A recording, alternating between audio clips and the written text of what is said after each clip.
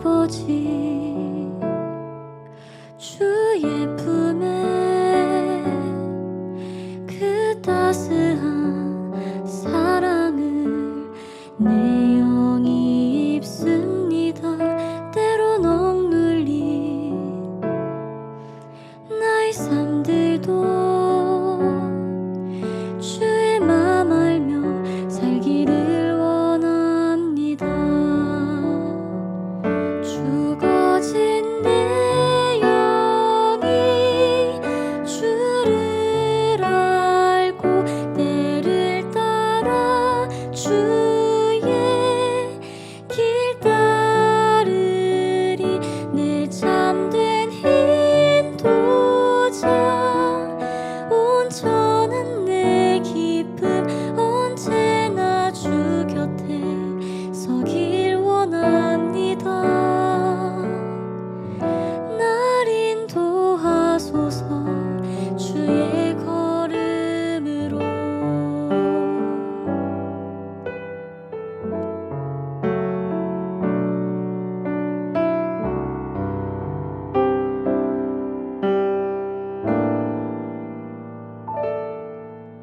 내 아버지 주의 품에 그 따스한 사랑을 내 영이 입습니다. 때론 억눌린 나의 삶들도 주의 맘 알며 살기를 원합니다.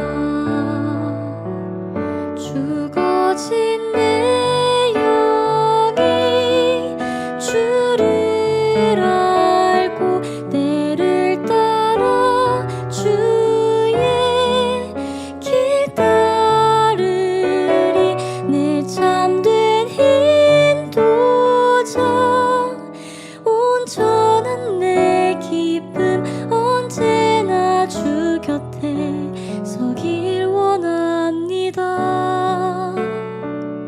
날 인도하소서 주의 걸음으로.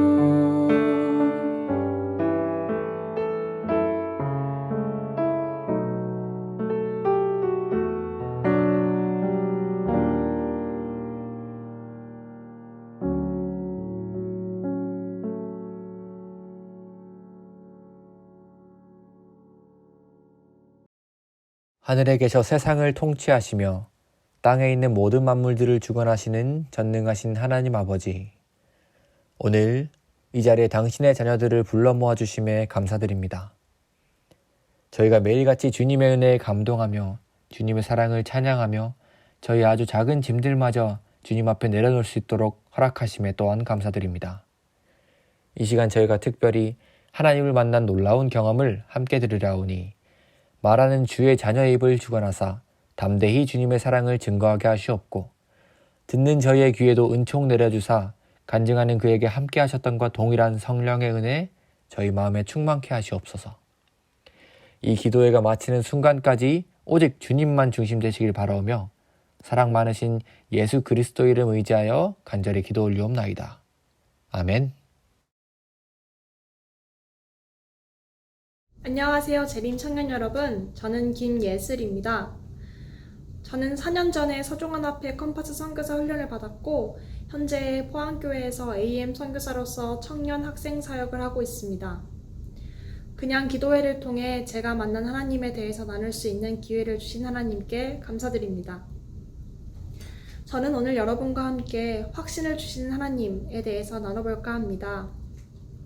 여러분은 하나님의 계심을 확신하십니까? 정말 예수님께서 나를 위하여 이 땅에 오시고 정말 나를 위하여 돌아가셨다는 사실을 확신하시나요? 그리고 성경이 정말 하나님이 여러분에게 그리고 저에게 전하시고자 하는 말씀이심을 확신하시나요? 현재 이 기도회에 참여하시는 청년분들 중에서 그런 확신과 믿음을 가지고 계시는 분이 분명 있을 것이라 생각합니다. 안타깝게도 과거에 저는 그런 확신을 갖지 못했습니다. 저는 3.6 초중고등학교를 나왔고 학창시절에는 신앙적인 고민을 많이 하지 않았습니다. 신앙하기 어렵지 않은 환경에 있었기 때문에 신앙에 큰 고난 없이 수험 생활을 마쳤습니다. 그 후로 저는 포항공대에 입학했고 3육 학교 학생일 때와는 굉장히 다른 환경에 놓이게 되었습니다. 가장 큰 신앙의 변화는 이제 부모님을 떠나 교회 활동을 자율적인 선택을 통해 할 수 있게 되었다는 것입니다. 제 주위에 많은 친구들이 이 시기에 교회를 떠나게 되는 것을 보는데요. 저는 20살 때 시작한 교회 활동이나 액트 활동이 무척 재밌었습니다. 학교 선배들과 함께하는 캠모도 재밌었고 영남 액트 사람들과 함께 좋은 추억들을 많이 만들 수 있어서 너무 좋았습니다. 그러나 때로는 신앙 때문에 잃어버린다고 생각하는 것들이 아쉽기도 했습니다.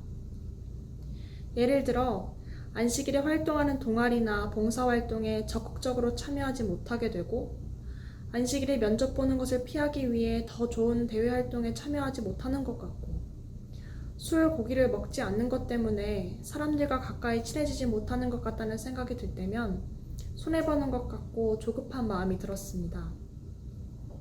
또한 학교에서 기독교인이 아닌 친구들과 사귀고 진화론이 바탕이 된 학문을 배워가면서 신앙과 종교라는 것이 삶에 필수적이지 않을 수도 있다는 생각을 하게 되었습니다. 그런 마음 속에서 점점 의심이 싹이 터서 자랐고 3학년이 될 때쯤에는 정말 하나님이 계실까? 신이 계실까? 하는 의문을 갖게 되는 상태가 되었습니다. 신이라는 존재 자체에 대한 의심이 들자 이제 성경을 읽는 것조차 쉽지 않았습니다. 의심의 눈으로 성경을 보니 성경이 너무 허무맹랑한 글로 느껴졌습니다. 성경은 하나님이 계시다는 것을 구구절절 설명하고 증명하지 않고 이미 하나님은 계시다는 전제를 깔고 시작합니다. 따라서 이 전제 자체가 인정이 안 되는 저는 성경의 내용을 받아들이기가 힘들었습니다. 그렇다고 해서 제가 진화론을 확신하지도 못했습니다. 몇백 년, 몇천 년 전에 적힌 성경도 믿지 못하는데 몇만 년 전, 몇 억 년 전의 내용을 예상하고 가정한 진화론의 내용은 더 이해가 되지 않았습니다. 자연계에서 일어나는 상상을 설명하는 열역학의 법칙 중에 엔트로피 법칙이라는 것이 있는데요. 이것은 자발적으로 일어나는 현상들 대부분은 흩어지고 퍼지는 쪽으로 일어난다는 것을 말해줍니다. 따라서 생물이 진화하기 위해서는 질서 있는 모습으로 변해가는 것이 필요한데 이를 위해서는 매우 희박한 확률이 기적적으로 연속해서 일어나는 것이 설명되어야 합니다. 저는 따라서 이것도 쉽게 믿어지지 않았습니다. 저는 진화론도 창조론도 아닌 그 사이 어딘가에서 헤매고 방황했고 3학년 2학기를 앞두고 더 이상 이런 식으로는 신앙생활을 할 수 없겠다는 생각이 들었습니다. 앞으로 직장을 잡고 결혼을 하고 인생의 중요한 결정들을 할 때 분명히 신앙적인 부분이 영향을 미칠 텐데 믿음에 대한 확신도 없는 상태에서 신앙 때문에 손해를 본다고 생각하면 이것이 큰 불행이 아닌가 생각하게 되었습니다. 따라서 저는 어느 쪽이든 확신을 갖고 싶었고 내가 만약 1년 안에 하나님이 계신 것을 확신하지 못한다면 이제 신앙을 떠나야겠다는 결심이 들어 학업을 잠시 중단하고 선교사를 지원하게 되었습니다. 사실 이 과정도 하나님의 섭리가 있다고 생각하는 게 제가 고등학교 3학년 때 1000명 선교사분들이 학교에서 순서를 쓴 적이 있었는데요. 그때 결심서를 내면서 하나님께 서원 기도를 했습니다. 만약 제가 재수하지 않고 대학에 간다면 1년을 하나님께 선교사로 살겠으니 제발 대학에 붙여주세요. 이렇게 기도했습니다. 정말 감사하게도 저는 재수하지 않았고 언젠가는 선교사를 가야겠다고 생각을 했습니다. 대학교 생활하면서 계속 미루왔는데 서원 기도를 꼭 지켜야 한다는 설교 말씀을 들을 때 계속 마음에 걸렸습니다. 약속을 지키지 못한 죄책감이 들어서 계속 하나님께 미안한 마음 그리고 죄송한 마음이 들었습니다. 아무래도 하나님께서는 저에게 남아있는 양심을 계속 자극하심으로써 위태로운 신앙 속에서도 선교사를 갈 수 있는 길을 내주신 것 같습니다. 정말 하나의 기대도 없이 오히려 책을 잡아 떠날 것을 벼르고 있던 저였지만 하나님께서는 이 1년의 선교사 활동을 통해 하나님에 대한 확신을 가질 수 있도록 인도하셨습니다. 첫 번째로 하나님께서 존재하실 수 있겠다는 생각을 열게 만들어준 계기는 제자훈련 과정을 배우는 과정 중에 일어났습니다. 입소 후에 선교사들은 앞으로 구조자들에게 성경을 가르칠 기회가 생길 수 있기 때문에 미리 초신자용 성경 공부 교재를 배우게 되어 있습니다. 모태교인으로 오랜 시간 교회 다녔지만 성경 공부를 체계적으로 한 것이 초등학교 5학년 때 침례 공부를 한 이후로 처음이었기 때문에 제자훈련 과정으로 굉장히 오랜만에 초신자용 성경 공부를 하게 되었습니다. 그런데 놀랍게도 그 공부 속에 제가 가지고 있던 생각의 모순을 발견할 수 있었습니다. 제자훈련 책의 굉장히 앞부분에 무당, 귀신 들린, 부적 같은 일반적인 사람들이 초월적인 존재를 믿는 그런 내용이 나옵니다. 전 20살 때 해외봉사를 가서 귀신 들려서 간질하는 사람을 본 적이 있었고, 또 어렸을 때 어머니께서 굿하는 것을 구경 갔다가 교회에 사는 사람을 쫓아냈던 경험을 말해주신 기억이 있었습니다. 따라서 악한 천사라고 생각할 수 있는 귀신이 분명 존재한다고 생각하고 있었는데, 그동안 대학에 다니면서 까맣게 잊고 있다가 책을 보고 떠오르게 된 것입니다. 저는 귀신을 믿으면서 신을 믿지 않고 있다는 생각을 깨닫고, 이게 나의 교만함이었구나 라는 생각과 내가 정말 잊고 있었구나 라는 생각이 들어 부끄러웠습니다. 그리고 제가 인간을 초월한 영적 존재를 믿고 경험한 적이 있다면 그 존재가 신이라도 충분히 믿을 수 있을 것이라는 생각을 하게 되었습니다. 물론 과학적으로 증명하기는 어렵지만 우리가 사는 3차원의 이 세상에서 4차원의 신을 증명할 수 없는 것이 어쩌면 당연할 수도 있겠다는 생각을 하게 되었습니다. 따라서 저는 증명해서 믿는 것이 아니라 정말 초월적인 존재, 신이 계시다는 가능성을 열어둬야겠다라는 생각을 하면서 성경을 바라보게 되었습니다. 두 번째로 하나님께서 정말 나를 위하여 예수님을 보내셨다는 확신을 가지게 된 것은 말씀 묵상과 기도 훈련을 통해서였습니다. 선교사를 시작하면 입소 후 40일간의 집중 제자 훈련을 거치게 됩니다. 이 시간은 성경 말씀과 기도를 통해 오롯이 하나님께 집중할 수 있는 시간입니다. 이 기간을 통해 저희에게 강연을 해주셨던 홍광희 목사님께서 숙제를 하나 내주셨습니다. 각자 기도방에 흩어져서 기도를 하면서 자신이 10계명 중에 범한 죄 목록을 적어서 내보라 라고 하셨습니다. 그 당시 저는 나 정도면 하나님께서 구원하실 만하지 라는 생각을 가지고 있었습니다.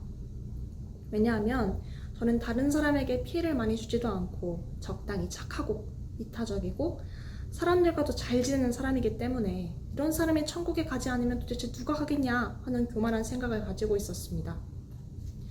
기도방에서 10계명을 펴놓고 한 계명씩 내가 범한 죄들을 생각하는데 정말 놀랍게도 하나의 계명도 제가 범하지 않은 것이 없다는 것을 깨달았습니다. 저는 하나님보다 중요한 우상이 너무나 많았고 안식일에 사람들의 눈을 피해 하나님 앞에 부끄러운 짓을 많이 한 것이 떠올랐습니다. 또한 가장 아끼고 사랑하고 정말 사랑을 표현해야 하는 내 부모님과 동생마저도 저는 제대로 사랑하지 못했다는 것을 깨달았습니다. 저는 처음으로 저를 죄인이라고 생각하게 되었고 입에 담기도 부끄러운 죄들을 목록에 채워나갔습니다. 그 목록을 보니 저는 천국에 갈 자격이 전혀 없는 죄인임을 깨닫게 되었습니다. 제가 저를 죄인이라고 생각하고 이사야 53장과 시대의 소망에 나와 있는 예수님의 고난 내용을 보자 예수님께서 기쁘게 감당하신 그 모든 고통과 인내는 정말 나를 구원하시기 위한 것이었구나라는 사실이 보였습니다. 제 안에는 구원받을 만한 자격이 하나도 없지만 오직 예수님의 피로 그 자격을 얻게 되었다는 것을 깨달아가면서 저는 기도방에서 매일 울며 기도했습니다. 그리고 회개했습니다. 이것이 껍데기인 모태교인으로 살아갔던 제가 처음으로 하나님을 만난 경험이 되었습니다. 제 신앙과 하나님의 말씀에 확신이 생긴 또 다른 경험은 설교를 준비하면서 가지게 되었습니다. 하루는 제가 선교사끼리 드리는 선교사 예배 순서에 설교를 맡게 되었습니다. 어떤 설교를 준비할까 고민하다가 저는 저를 고민에 빠지게 했던 성경의 첫 장 창세기 내용을 읽으며 말씀을 준비하게 되었습니다. 저는 그때 첫째 날 만드신 빛을 주목하게 되었습니다. 왜 하나님께서는 이 세상을 만드실 때 빛이 있으라고 하셨을까 궁금했습니다. 사실 이 세상에 존재하는 빛은 광원이라고 하는 빛이 나오는 소스가 있습니다. 예를 들어 햇빛은 해로부터 뿜어져 나오는 빛입니다. 만약 해가 없으면 낮에도 어두울 수밖에 없을 것입니다. 또한 이 건물 내부에도 형광등이 없다면, LED가 없다면 이 빛은 존재하지 않아 깜깜할 것입니다. 그런데 하나님께서 세상을 밝히시고자 태양 같은 광원을 먼저 만드신 게 아니라 빛 자체를 먼저 존재하라고 하셨습니다. 이 뒤바뀐 순서에 대해 고민하던 저는 결국 이 빛이 근원 되신 하나님이 이 창조를 통해 보여주셨구나 라는 것을 깨달았습니다. 창조의 시작은 무한하신 에너지의 근원이신 하나님께서 스스로 소스가 되어서 아무것도 정리되지 않아 혼란하고 공허한 지구에 빛을 통해서 무한한 에너지를 공급하고 계셨구나 라는 것을 깨닫게 되었습니다. 그 이후에 식물과 동물이 생기고 인간이 만들어지는 과정은 무한한 에너지를 통해 원자와 분자들이 정교하게 구성해 나가는 것의 연속입니다. 저는 이 에너지의 근원이신 하나님, 그리고 그 전달체가 된 빛, 그리고 창조되는 피조물들로 창세기를 이해하게 되었고, 성경이 허무맹랑한 신화가 아니라 충분히 과학적으로 이해하고 사고할 수 있는 책이라고 생각하게 되었습니다. 이 설교가 계기가 되어 저는 빛을 계속 연구하고자 결심하게 되었고, 1년의 훈련 과정이 마친 후 포항에 다시 돌아왔을 때 빛과 물질의 상호작용을 연구하고자 대학원에 진학하게 되었습니다. 창조전의 지구의 모습은 마치 저희 모습 같다고 생각합니다. 저는 죄로 인해 아무것도 볼 것 없고 어지럽고 희망 없는 무가치한 존재였습니다. 그러나 하나님께서는 빛을 통해 희망을 불어넣어 주셨고 그제서야 살아있고 가치 있는 존재가 되기 시작했습니다. 요한은 그의 복음서를 시작하며 모든 사람을 비추는 참빛으로서 오신 예수님을 소개합니다. 아무도 그분을 제대로 알아보지 못하고 심지어 죽이기까지 했지만 그 빛은 사람들의 어두움을 몰아내고 영생에 이르는 구원을 베풀어 주셨습니다. 저는 이 이야기가 2000년 전에 끝난 이야기가 아님을 깨달았습니다. 우리 삶에 예수님을 만날 때 우리의 삶은 박동하고 가치 있어지고 존재의 이유를 깨닫게 되는 것입니다. 저는 이런 과정들을 통해서 하나님에 대한 확신을 갖게 되었습니다. 혹시 하나님에 대해 의심이 있거나 확신이 부족하신 청년분들이 계신가요? 바로 지금이 주님의 선교사로 결심하기에 가장 좋은 때입니다. 주님께 모든 것을 내어드리기에 가장 좋은 때입니다. 이렇게 교만하고 죄로 인해 눈과 귀가 가려졌던 저조차도 하나님께서는 확신을 갖도록 인도하셨습니다. 의심이 있다면 하나님께 조금만이라도 마음을 열어주시면 어떨까요? 그렇다면 반드시 하나님께서 여러분의 질문에 답해 주실 것입니다. 능력의 하나님께서 여러분의 의심을 확신으로 바꿔주실 것입니다. 여러분 모두가 하나님을 진정으로 만나는 이 그냥 기도의 시간 되기를 진심으로 바라면서 간증 마치도록 하겠습니다. 감사합니다. 다 함께 기도드리시겠습니다. 하늘에 계신 하나님 아버지, 오늘 이렇게 그냥 기도회를 통해 제가 하나님께 받은 은혜와 사랑을 나눌 수 있는 시간을 주시니 감사합니다. 저희 마음에 의심이 있다면 그것을 확신으로 바꿔주시고 주님께 날마다 더 가까이 나가가는 우리 재림 청년들이 될 수 있도록 도와주시옵소서. 언제나 함께 하심에 감사드리며 예수님 이름으로 기도드립니다.